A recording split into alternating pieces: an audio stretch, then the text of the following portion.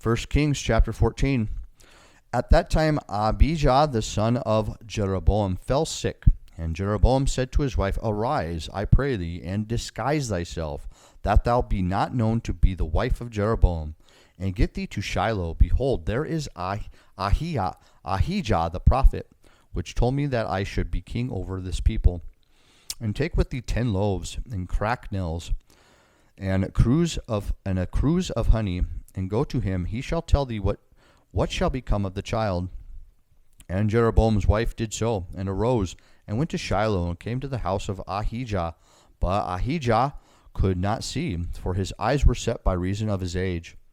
And the Lord said unto Ahijah, Behold, the wife of Jeroboam cometh to ask a thing of thee for her son, for he is sick. Thus and thus shalt thou say unto her, for it shall be, when she cometh in, that she shall feign herself to be another woman.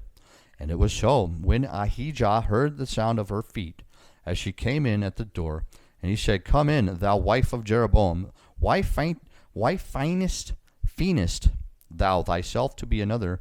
For I am sent to thee with heavy tidings. Go, tell Jeroboam, Thus saith the Lord God of Israel, Forasmuch as I exalted thee from among the people, and made thee prince over my people Israel, and rent the kingdom away from the house of David, and gave it to thee, and yet thou hast not been as my servant David, who kept my commandments, and who followed me with all his heart, to do that only which was right in mine eyes, but hast done evil above all that were before thee, for thou hast gone and made thee other gods and molten images, to provoke me to anger, and hast cast me behind thy back. Therefore, behold, I will bring evil upon the house of Jeroboam, and will cut off from Jeroboam him that pisseth against the wall, and him that is shut up and left in Israel, and will take away the remnant of the house of Jeroboam, as a man taketh away dung, till it be all gone. Him that dieth of Jeroboam in the city shall the dogs eat, and him that dieth in the field shall the fowls of the air eat, for the Lord hath spoken it. Arise, thou therefore, get thee to thine own house, and when thy feet enter the city, the child shall die. And all Israel shall mourn for him, and bury him, for he only of Jeroboam shall come to the grave, because in him there is found some good thing toward the Lord God of Israel in the house of Jeroboam. Moreover, the Lord shall raise him up a king over Israel, who shall cut off the house of Jeroboam that day. But what? Even now? But for the Lord shall smite Israel, as a reed is shaken in the water. For he shall root up Israel out of this good land, which he gave to their fathers, and shall scatter them beyond the river, because they have made their groves, provoking the Lord to anger. And he shall give Israel up because of the sins of Jeroboam, who did sin, and who made Israel to sin. And Jeroboam's wife arose and departed, and came to Tirzah. And when she came to the threshold of the door, the child died.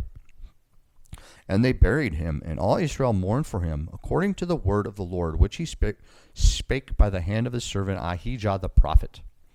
And the rest of the acts of Jeroboam, how he warred and how he reigned, behold, they are written in the book of the chronicles of the kings of Israel. And the days which Jeroboam reigned were 22 years, and he slept with his fathers, and Nadab his son reigned in his stead. And Rehoboam the son of Solomon reigned in Judah. Rehoboam was 41 years old when he began to reign, and he reigned 17 years in Jerusalem, the city which the Lord did choose out of all the tribes of Israel, to put his name there. And his mother's name was Naamah, an Ammonitess. And Judah did evil in the sight of the Lord. And they provoked him to jealousy with their sins which they had committed, above all that their fathers had done. For they also built them high places and images and groves on every high hill and under every green tree. And they were also sodomites in the land, and they did according to all the abominations of the nations which the Lord cast out before the children of Israel. And it came to pass in the 5th year of King Rehoboam, that Shishak, king of Egypt, came up against Jerusalem. And he took away the treasures of the house of the Lord, and the treasures of the king's house. He even took away all the shields of gold which Solomon had made. And King Rehoboam made in their stead brazen shields, and committed them unto the hands of the chief of the guard, which kept the door of the king's house. And it was so, when the king went into the house of the Lord, that the guard bare them, and brought them back into the guard chamber.